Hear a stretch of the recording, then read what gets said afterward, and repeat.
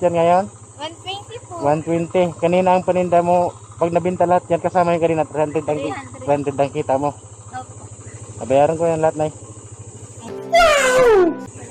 Tapos ako ilalagay. Ilagay mo muna yan, kamay mo. Hindi, mamaya mo na yung plastic pag nabayaran ko na. Kaya muna, kamay mo.